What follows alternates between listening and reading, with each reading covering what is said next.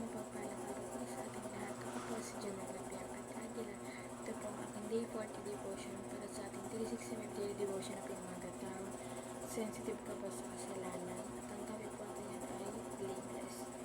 Ang Bible verse po natin may natagpuan sa Job chapter 1 verse 1. Sabi po dito, Job's character and God. There was a man in the Lord of Uzi whose name was Job. And that man was blameless and upright, one who feared God and turned away from evil. Sa Tagalog po, matuwid at mayaman si Job.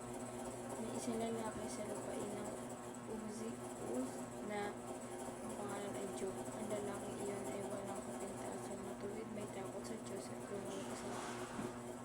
lumalayo sa kasamaan. Ang teaching sa mga bata ay nagubang being blameless requires sensitivity to sin. Yung blameless po kasi ibig sabihin walang kapintasan, walang kasalanan, matuwid na tao.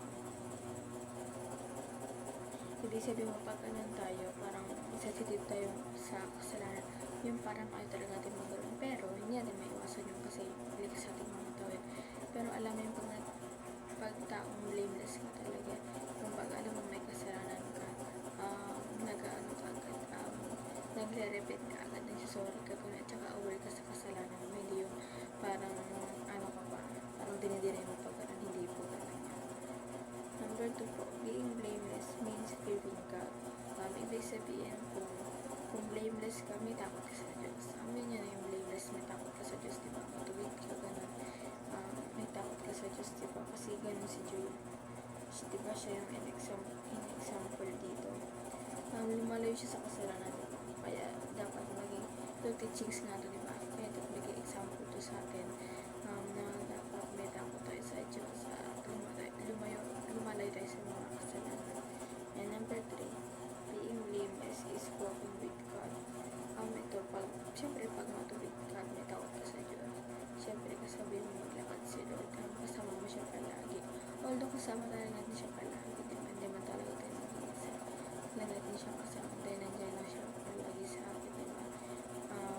Kahit hindi natin siya nakikita ng physically, nandito siya sa atin, spiritually. And ang teaching sa mga pati ngayon ay number 1, hate sin and everything evil. Siyempre, pag blameless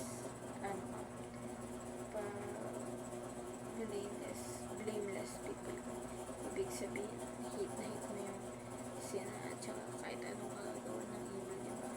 Yung mga kasamaan, ganun, hate mo, dapat yung dapat iniiwasan mo, kahit alam mo hindi natin may iwasan yung kasi likas nga sa ating mga tao, pero dapat nilalaman mo yun.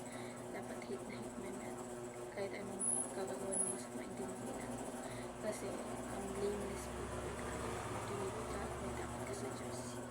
Number 2 po, examine your heart regularly. Ito po, examine pa rin yung heart kasi mali natin, diba? Parang siyempre masama kasi, diba, pag may may kinikim-kim tayo sa puso natin. Ang hirap kaya, dati ako gano'n, hirap ako makatawa, diba? Pero minsan rin, wala na, parang gumaan yung pakiramdam. At saka pinagpasa Diyos ko na lang yung tao may kasalanan. Gano'n. Hinayaan ko na lang sila kasi hindi ko kaya kung ako lang, hindi ko kaya siyang i-handle, parang kung mabaliw na yun. At saka kahit wala ko siyang ginagawa, hate ko na siya, mali pala yun. Kaya ayun, kahit nakikita ko siya, okay naman, naging close naman kami ngayon, diba? Kasi wala man akong magagawa kasi gano'n na siya, diba? Kahit anong kabuti na yun, ipakita mo kung gano'n na talaga siya, gano'n na talaga siya. Kaya ginagawa, pero pa sa Diyos ko na lang, inawa ng Diyos, sinanggal niya yung bigat sa puso. And ang thankful ako ngayon na ginawa ko. And lastly po, make your heavenly Father proud. Gawin